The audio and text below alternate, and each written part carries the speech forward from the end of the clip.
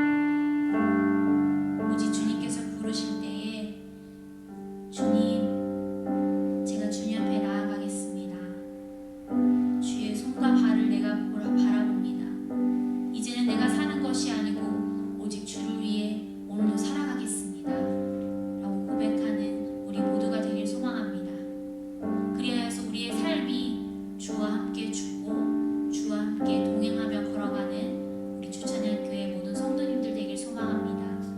우리 시간 함께 찬양하며 나아가겠습니다.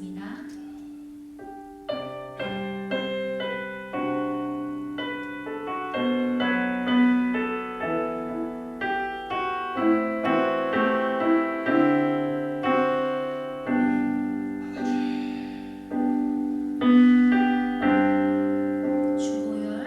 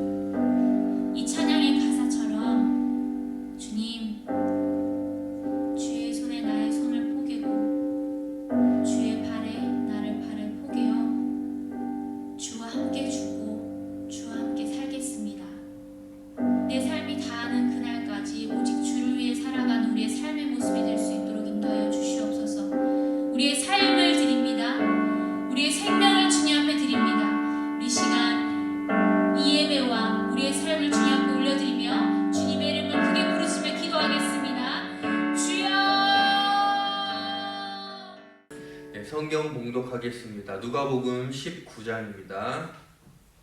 신약성경 누가복음 19장 28절에서 44절까지의 말씀입니다.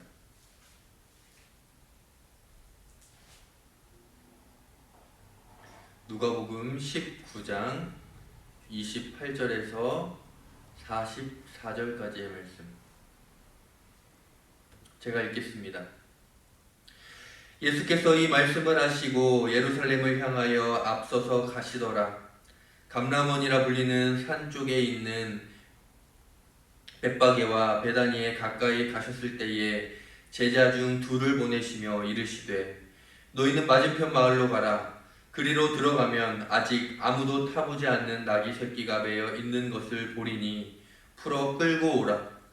만일 누가 너희에게 어찌하여 푸느냐 묻거든 말하기를 주가 쓰시겠다 하라 하시매 보내심을 받은 자들이 가서 그 말씀 하신 대로 만난지라.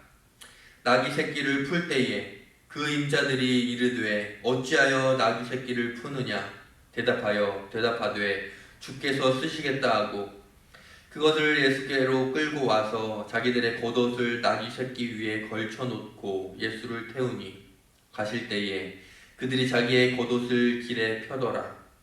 이미 감람산 내리막길에 가까이 오심에 제자의 온 무리가 자기들이 본 바 모든 능한 일로 인하여 기뻐하며 큰 소리로 하나님을 찬양하며 이르되 찬송하리로다. 주의 이름으로 오시는 왕이여 하늘에는 평화여 가장 높은 곳에는 영광이로다 하니 무리 중 어떤 바리새인들이 말하되 선생이여 당신의 제자들을 책망하소서 하거늘 대답하여 이르시되 내가 너희에게 말하노니 만일 이 사람들이 침묵하면 돌들이 소리 지르리라 하시니라. 가까이 오사 성을 보시고 우시며 이르시되 너도 오늘 평화에 관한 일을 알았더라면 좋을 뻔하였거니와 지금 내 눈에 숨겨졌도다. 날이 이를지라 내 원소들이 토둔을 쌓고 너를 둘러 사면으로 가두고 또 너와 및 그 가운데 있는 내 자식들을 땅에 메어치며 돌 하나도 돌 위에 남기지 아니하리니 이는 내가 보살핌을 받는 나를 알지 못함을 인함이니라 하시니라. 아멘.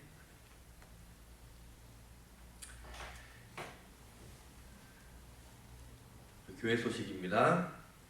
오늘도 함께 예배하는 우리 주창교회 모든 성도님들을 주님의 이름으로 축복합니다. 각자의 자리에서 예배할 때에 정말 우리가 마음을 다하고 뜻을 다하여서 말씀에 집중하여서 오늘도 우리에게 주시는 그 말씀을 마음속에 품고 크신 은혜가 있으시기를 바랍니다. 예배 시간 참고하셔서 주중 예배에 우리 더욱더 믿음으로 동참하시기를 바랍니다. 사순절 묵상집 매일매일 말씀 읽고 거기에 나와 있는 기도 묵상 우리가 하면서 주님 함께 무릎으로 나아가는 사순절이 되시기를 바랍니다. 그리고 돌아오는 수요일 날 평택 남지방 교역자 회의가 있습니다. 오전 11시 남산교회에서 있습니다. 네, 우리 이 시간 목사님 나오셔서 주님을 우시게 하는 믿음이라는 말씀의 제목으로 말씀 전해주실 때에 크신 은혜가 있으시기를 바랍니다. 목사님 홍금위에서 축복 기도해 주시겠습니다.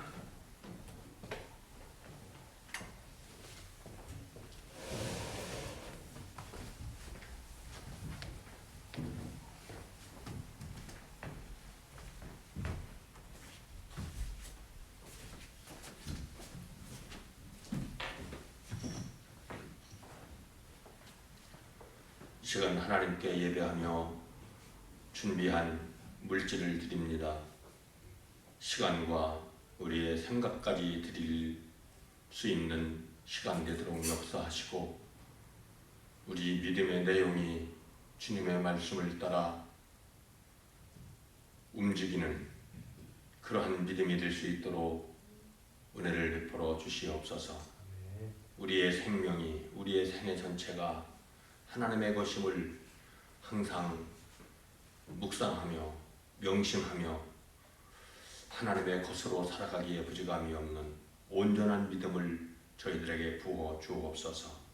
귀한 물질을 들여서 예수께서 우리의 구주이심을 고백하는 성도들의 그 예물, 그리고 그 믿음, 그 마음, 그 몸, 그 목숨을 하나님의 것으로 늘 인치시고 생애를 살아가며 하나님의 백성답게 살아갈 수 있도록 영육간의 은혜를 베풀어 주옵소서. 지혜롭게 하시고 특별히 사랑의 은사를 저희들에게 더해 주시어서 삭막한 이 세상에서 그리스도인으로 향기를 나타나기에 무지감이 없도록 우리의 영육을 강건케 하여 주옵소서. 말씀 상고할 때 종에게 성령 충만을 베푸시고 준비한 말씀을 지혜롭게 잘 전할 수 있도록 말씀의 은사를 허락해 주옵소서. 듣는 모든 무리들이 믿음으로 들을 때 그 말씀이 생명의 말씀으로 신비에 새겨지도록 은총을 베풀어 주옵소서. 예수님 이름으로 축복하며 기도합니다. 아멘.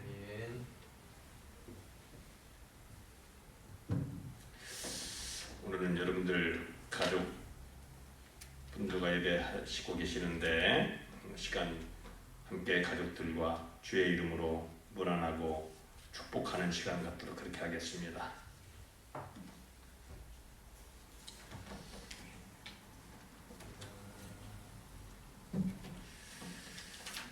오늘 안내해드린 말씀은 누가복음 19장 28절로 44절이지요. 제목이 예수님을 우시게 하는 믿음. 사실 이 믿음이라는 단어를 쓰면 안 되는데 그래도 이 단어를 쓸 수밖에 없습니다. 주님을 통곡하시게 하는 믿음 생활. 오늘 본문을 중심으로 해서 좀 살펴보도록 그렇게 하겠습니다.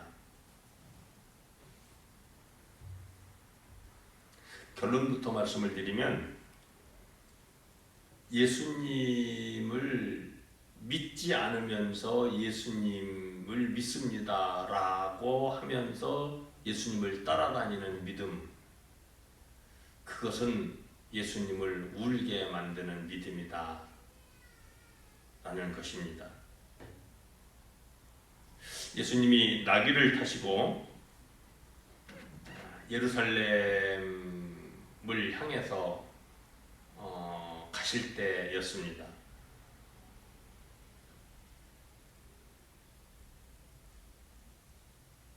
그때 백성들이, 이스라엘 사람들이 그 나귀를 타시고 예루살렘을 향해서 들어가시는 그 예수님을 보면서 37절에 보면 굉장히 그 군중들이 그 예수님을 보면서 기뻐했습니다.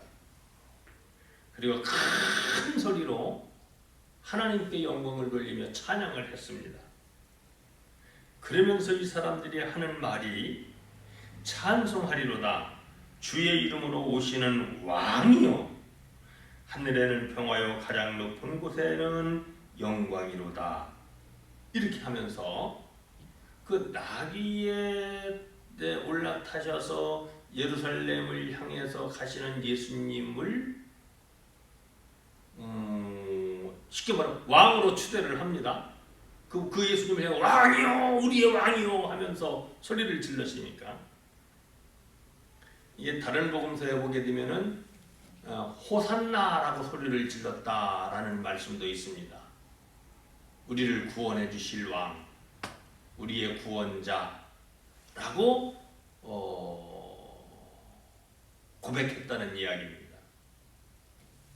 그런데 요 내용, 그들의 고백 그 자체만을 놓고 보게 되면은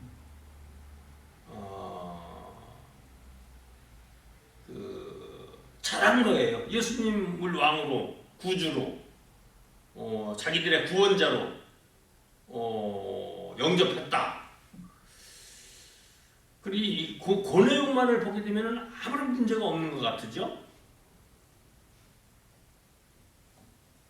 그런데 그들의 그 환호를 받으시면서 예수님이 뚜벅뚜벅 나귀를 타고 지나가셔가지고 예루살렘에 다 도착하셔서 그 예루살렘 성을 보시면서, 그 예루살렘 성 안에 성전이 있는 거잖아요. 그 예루살렘 성을 보시면서 예수님이 막 우시는 거예요. 오늘 본문에 보면은 41절에 가까이 오사 성을 보시며 우시고 되는데, 이 우신다라는 말은 너무너무 슬퍼가지고 아주 비통해하면서, 그러면서 아주 슬픈 비통함의 의미가 담겨져 있는 울음이라는 그런 말이에요. 자, 그러면 뭔가 이상하잖아요. 예수님이 그 나귀를 타고 예루살렘 성을 향해서 오실 때 백성들로부터 그런 환호를 받으셨으면 기분이 좋으셔야 될 거 아니에요. 이 사람들 사람 볼 줄 아네 그러면서 나를 왕으로 인정했다고 하면서 백성들로부터 인정받고 있는 그 당신의 모습을 보면서 굉장히 기분 좋아하셔야 될 거 아니겠어요? 그런데 예수님이 굉장히 비통한 눈물을 흘리셨어요.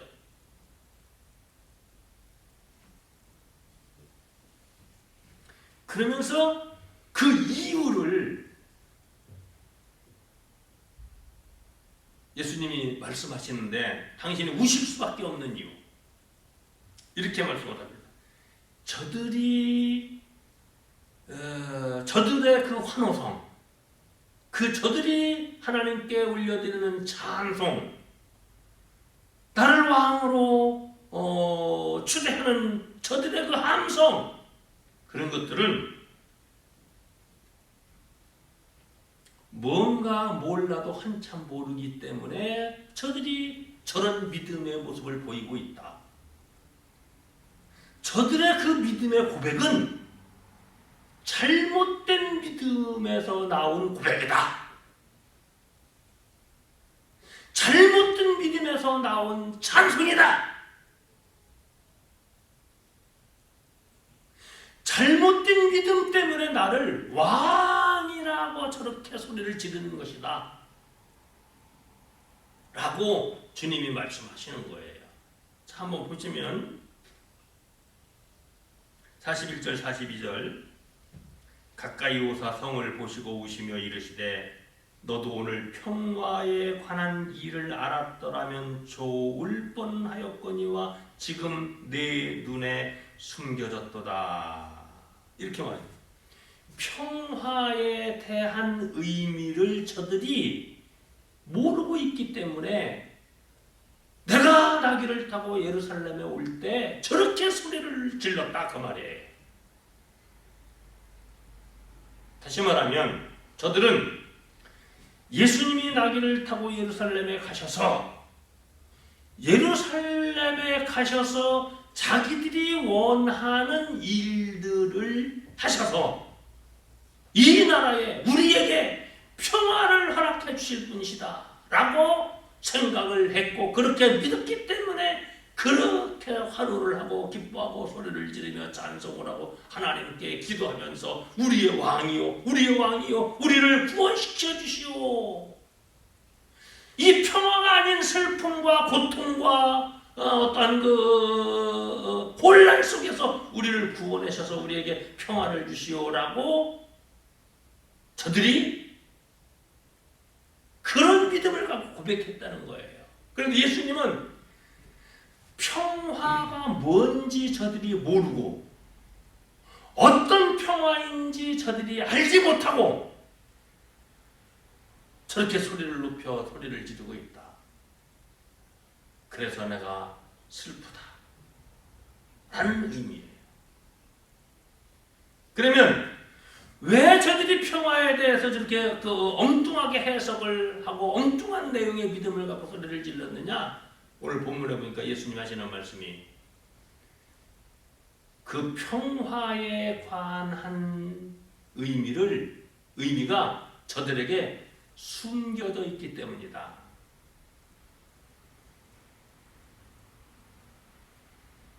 41절 다시 보면 이르시되 너도 오늘 평화에 관한 일을 알았더라면 좋을 뻔하였거니와 지금 네 눈에 숨겨졌도다.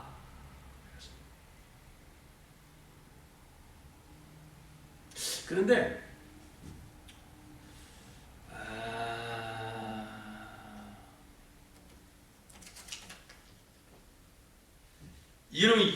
저는 이 말씀을 보면서 굉장히 충격적이에요. 제가 지난달 그 설교 시간에 설교 순서가 돼서 여러분께 그런 말씀을 드렸어요.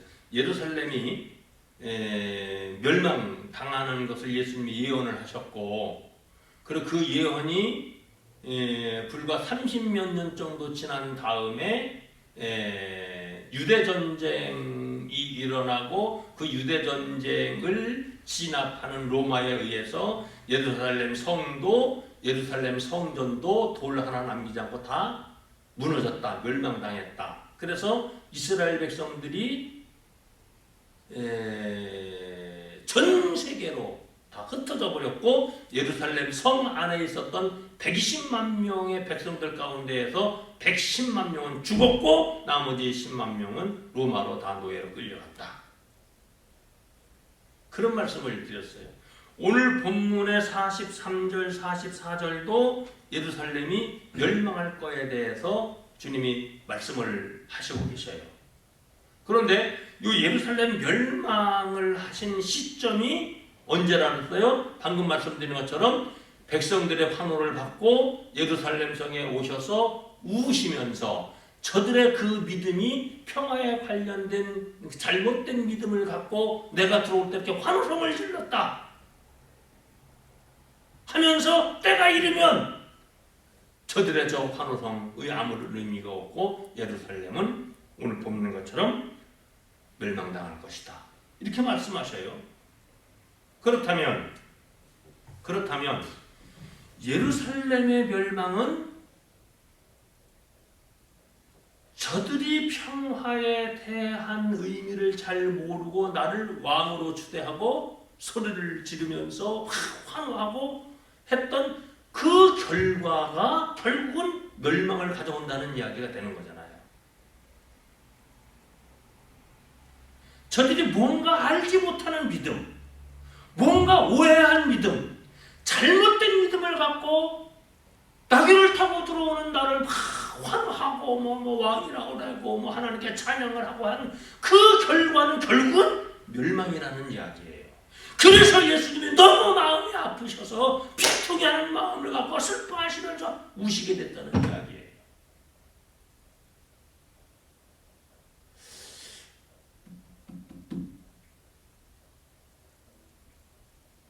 그런데 평화에 대한 의미를 이들이 알지 못했기 때문에 나를 왕으로 추대했고 하나님께 감사하라고 찬양을 했다는 이야기예요.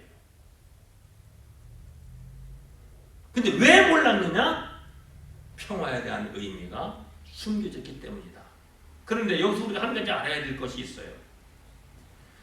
뭐가 평화인지, 뭐가 진정한 샬롬인지, 하나님께서 말씀하시는 샬롬 평화는 뭔지, 다시 말해서 하나님이 말씀하시는 하나님의 나라는 뭔지, 지금 이스라엘 백성들에게 필요한 하나님의 나라 평화는 뭔지에 대해서 예수님이 그동안 말씀을 한 번도 안 하셨나요? 그래서 이 사람들이 모르고 있는 건가요? 그건 아니잖아요. 수없이 말씀하셨잖아요. 내가 온 곳은 하나님께 영광이 되기 위해서, 하나님의 나라가 이 땅에 임하도록 하기 위해서 내가 이 세상에 왔다. 하나님의 나라 천국은 너희들이 바라는 그 의미의 천국이 아니라 하나님이 말씀하시는 천국은 바로 이거다. 그런 말씀들을 예수님이 수없이 하셨잖아요. 그런데도 저들에게는 숨겨졌어요. 왜? 예수님이 말씀을 안 하셨고 가르치지 않으셨고 해서 숨겨진 게 아니고 예수님이 아무리 말씀하셔도 저들이 생각하는 하나님의 나라는 따로 있었어요. 그래서 아무리 예수님이 가르쳐 주셔도 그들은 예수님이 말씀하시는 의미의 천국을 거절했어요. 받아들이지를 않았어요.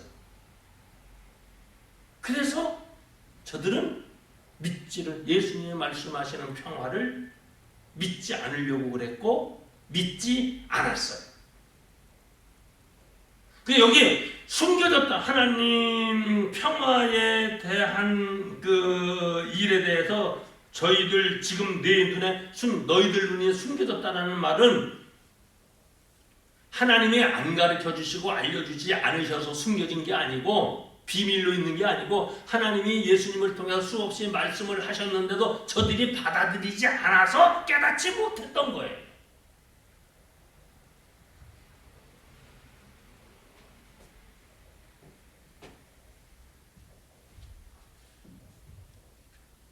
다시 말씀을 드리면 저들은 예수님이 말씀하시는 말씀을 믿기 위해서 예수님을 따르는 것이 아니고 자기들이 원하는 믿음의 내용대로 예수님이 이루어 주시기를 바라는 마음을 갖고 예수님을 따르는 거예요.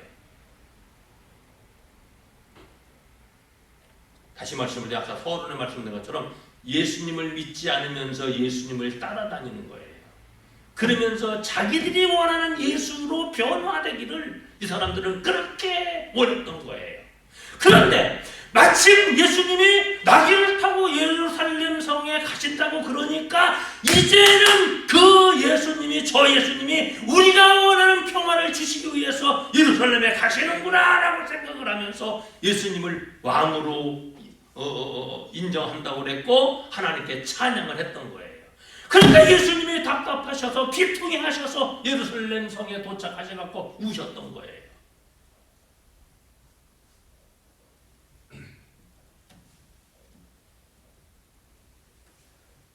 그러면 백성들이 원하는 평화는 뭐였었죠? 성경에 많이 나와 있잖아요.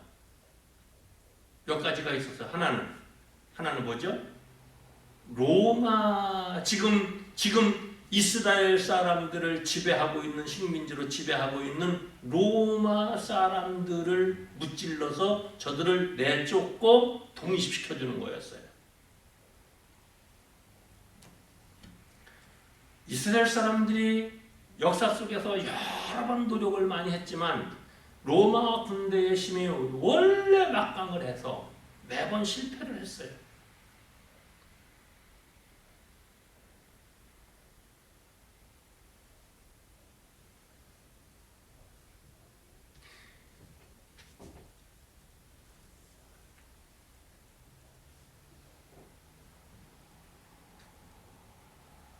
그래서 그 예수님이 가지가지 능력을 행하셨잖아요. 자, 오늘 본문 37절에 보면 이런 말씀이 있습니다. 이미 감난산 내리막길에 가까이 오심에 제자의 온 무리가 자기들이 본 바 모든 능한 일로 인하여 기뻐하며 큰 소리로 하나님을 찬양하며 이르되 찬송하리라. 주의 이름으로 오시는 왕이요 하늘에는 평화요 가장 높은 곳에는 영광이로다라고 했다 그랬잖아요. 예수님이 행하신 가지가지 능력들을 생각하면서 이제 그 예수가 예루살렘에 가면은 뭔가 큰 일을 이루겠구나라는 기대를 갖고 예수님을 왕이라고 하나님께 찬양하라고 했다는 그런 얘기예요. 다시 말하면 예수님 정도의 능력을 행했던 분이라면은 이제 가셔서 이 땅에 평화를 주실 분이다 라고 인정을 하고 그렇게 믿고 소리를 지르면서 찬송했다는 얘기예요.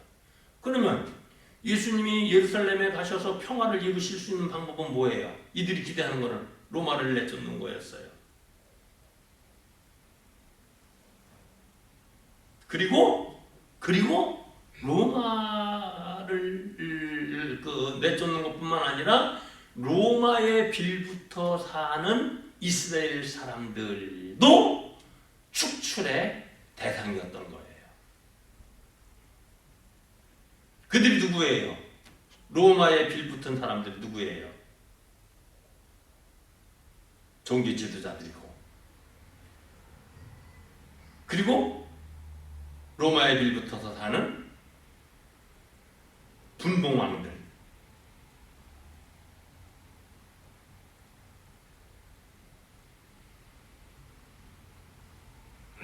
이 사람들도 이스라엘 백성들 입장에서는 역적이었던 거예요.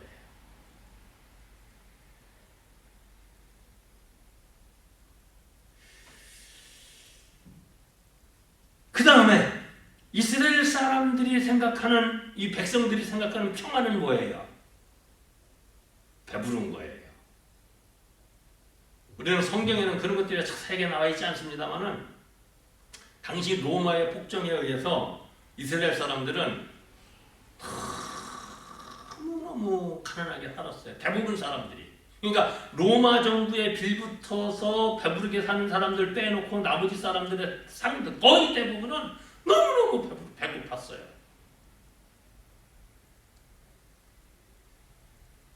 왜? 아무리 벌어야, 아무리 열심히 해서 벌어야, 당신은 뭐 농경사회니까 농사 짓는 거 아니겠습니까?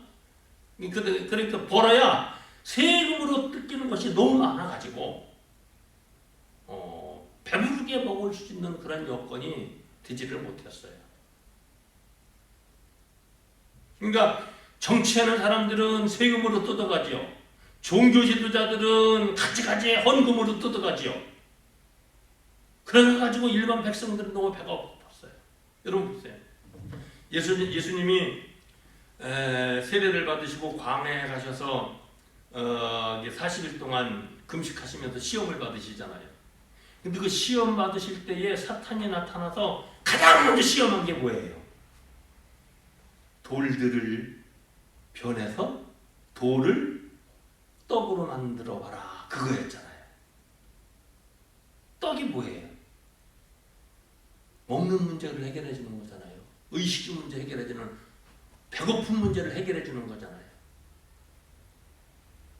너 능력이 있으면 돌기, 그 수많은 돌들을 떡덩이가 되게 해서 너도 먹고 나도 주고 백성들도 줘봐, 그런 얘기예요. 그만큼 사탄이 예수님을 유혹을 할 때에 유혹했던 첫 번째 문제가 먹는 문제, 풍요로움의 문제였던 거예요. 그 정도로 이스라엘 사람들에게는 빵의 문제가 그렇게 시급했던 거거든요. 그러니까 이 이스라엘 백성들도 바로 배부름의 문제를 해결해 줄 예수님으로 생각을 했던 거예요. 먹고 입고 마시는 문제, 다시 말하면 육신의 필요를 충분하게 채워줄 수 있는 분, 병 고쳐주시는 분, 뭐 등등등 다.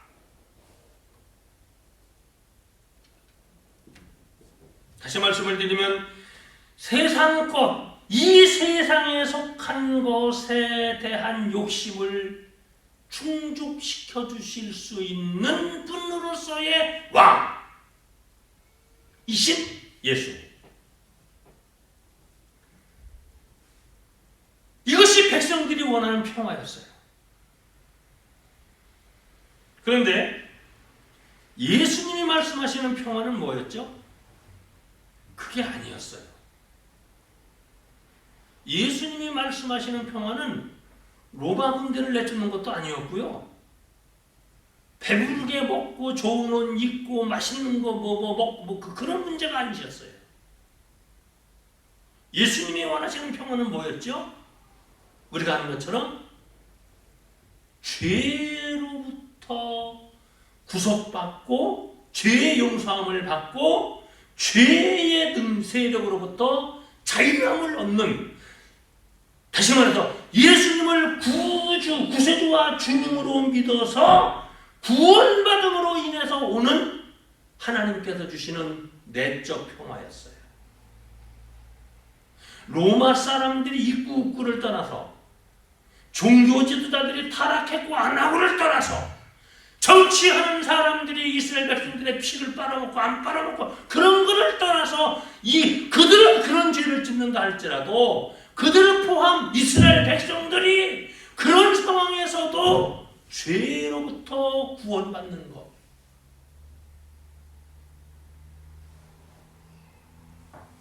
죄의 종이 되어서 거기서 허우적거리는 이스라엘 백성들, 하나님의 백성들로 살아가는 것이 아니라 그 속에서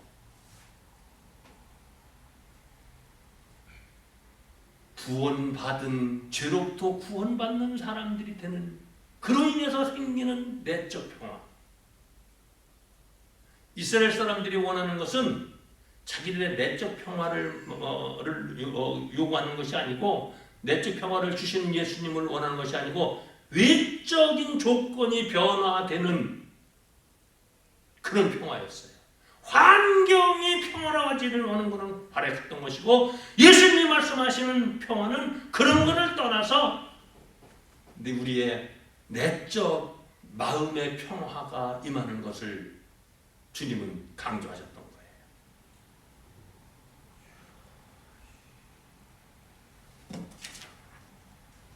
여러분, 그래서 우리가 잘 알고 있는 것처럼 오늘 본문 앞부분에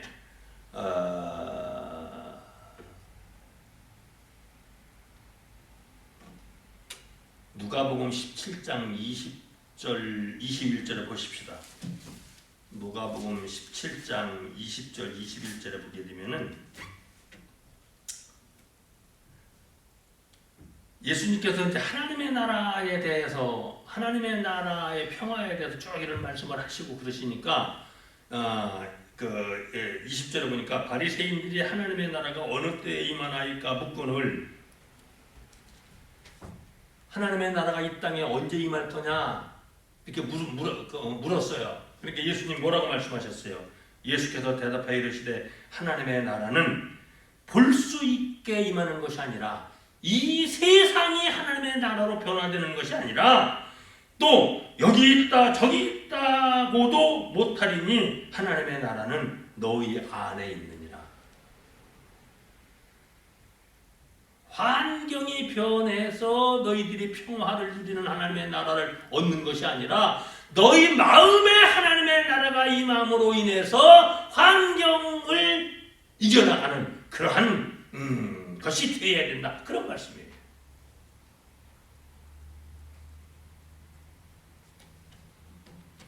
그리고 예수님이 말씀하시는 평화는 뭐예요? 세상 것에 대한 욕심을 갖는 것이 아니라 심령이 가난한 자가 되어야 천국을 얻게 되고, 의를 위해서 핍박을 받는 자가 되어야 하나님의 천국이 임하는 것이다. 하나님 나라가 임하는 것이다. 자, 보십시다. 이 사람들은 의롭게 살아가는 사람들이 핍박받는 것이 없어지는 평화를 원해요. 그런데 예수님은 의를 위해서 핍박을 받으면서도 하나님을 믿는 사람들이 되어야 천국이 임한다는 거예요. 완전 반대예요. 이스라엘 사람들은 그때 당시에 하나님으로부터 선택받은 민족인데 로마 사람들에 의해서 핍박을 받는다고 생각을 했어요. 그래서 자기들에게 평화가 없다는 거예요. 그래서 저들을 물리쳐 주셔야 우리에게 평화가 임한다는 거예요. 다시 말하면 이 사람들은 자기들은 하나님의 백성인 의로운 사람들인데 죄된 저 사람들이 자기들을 핍박하고 있다고 생각해요. 그래서 하나님의 나라가 없다는 거예요. 평화가 없다는 거예요. 그런데 예수님 그렇게 말씀하시지 않으세요. 핍박을 받으면서도 하나님으로 믿는 사람이 되어야 거기에 천국이 임한다는 거예요. 결론적인 말씀을 드리겠어요. 그래서 예수님은 예루살렘에 오셔서 나귀 타고 오셔서 우시면서 하시는 말씀이, 평화가 뭔지, 평화의 의미를 저들이 모르고 나를 왕으로 추대하고 기뻐하고 내가 예루살렘에 가고 깊게 기뻐하고 하나님 앞에 찬송하고 있다. 그렇게 뭐가 천국인지, 뭐가 하나님의 하나님의 나라인지, 뭐가 하나님이 원하시는 것인지, 이스라엘 사람들이 어떻게 바뀌는 것이 하나님의 소원인지를 알지 못하고 믿음의 내용을 왜곡해서 저렇게 환호성을 치니 결국은 저들이 멸망당하는구나. 때가 이르면 이스라엘 백성들이 성전조차도 사라지는 그런 멸망의 때가 오는구나 라고 생각하시면서 예수님이 우셨다는 이야기.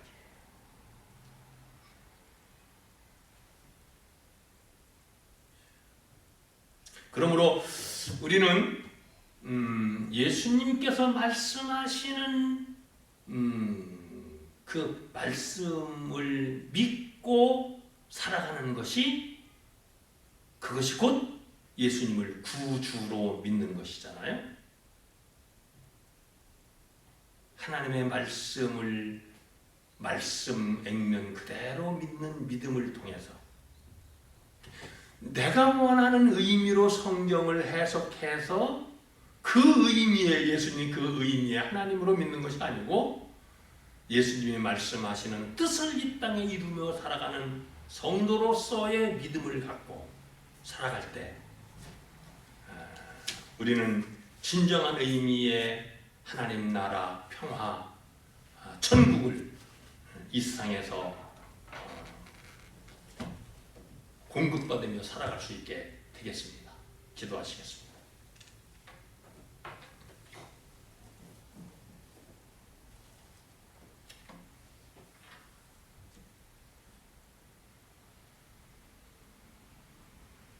주여, 저희들에게 은혜를 베풀어 주시되 예수께서 우리에게 보여주셨던 모든 행동과 말씀 속에서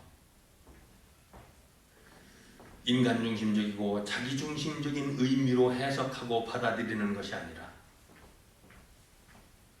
예수님이 어떤 의도를 갖고 그 행동을 하셨고 그 말씀을 하셨고 그 능한 일을 이루셨는지, 그 능한 일들을 이루시면서 예수께서 우리에게 원하시는 것이 진정으로 무엇인지 그것을 헤아려 알 수 있는 영적인 안목과 깨달음을 허락해 주시옵소서. 그래서 예수님께서 우리에게 보여주셨던, 말씀하셨던, 알려주셨던 의미의 예수님을 구주로 믿고 참된 평화를 우리 마음속에 간직하고 믿으며 이 세상에서 천국을 소유하고 살다가 영원한 내세에서 하나님께 영광을 돌리는 그리스도인 되게 하여 주시옵소서. 이제는 우리 주 예수 그리스도의 은혜와 하나님 아버지의 사랑과 성령님의 감동, 감화, 인도, 보호해 주시는 역사가, 하나님께서 허락하시는 하나님의 나라를, 평화스러운 나라를 공급받기 원하는 믿음의 소원을 가진 모든 사람들에게 영원토록 있어지기를 간절히 축원합니다.